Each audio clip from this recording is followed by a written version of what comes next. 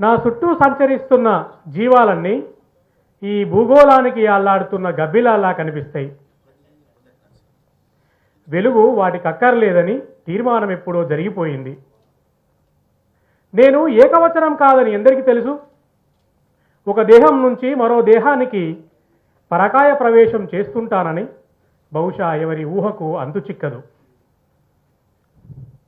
హృదయాకారపు సరిహద్దుల భౌగోళికత ఒక నమూనా మాత్రమే. అస్తిత్వం ఒక ఎర. అమరులు గాలానికి చిక్కిన చేపలు. విందు భోజనం అధికారానిది, రాజకీయానిది. సామాన్యులు ఒడ్డున పడి గిలగిల కొట్టుకుంటున్న జిమ్మలు. ఇప్పటికీ నన్నెవరైనా గుర్తుపట్టారో లేదో. ఒకరికొకరం నీటిలోని ప్రతిబింబాలం, అధోముఖాలం. ఏది మిథ్యో ఏది నిజమో ఎప్పటికీ తేల్చుకోలేరు. నెపం నాపై మోపాలని అనుకున్నప్పుడల్లా తయారుగున్న తాయిలాలకు సొంగకారుస్తుంటారు. తప్పెవరిది? అపరాధ భావం నాకైతే లేదు. అవసరానికి జల పుట్టించగల తావుల పుడికల్ని తీయిస్తుంటాను. ధూపదీరినాక ఏం చేయగలనో చెప్పక్కర్లేదనుకుంటా.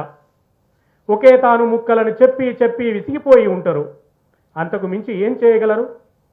కనీసం నా లొకేషన్ ట్రేస్ చేసి ఐడెంటిఫై చేయగలరా? అంతటి సాంకేతికతా జ్ఞానం మీకుందా? దైవాన్ని పుట్టించగలను, మాయం చేయగలను. ఒక రూపం నుండి మరో రూపానికి ఏమార్చగలను.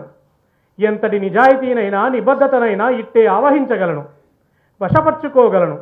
నా అసలు ముఖమేదో గుర్తించడానికి మీ జీవితకాలం సరిపోదు.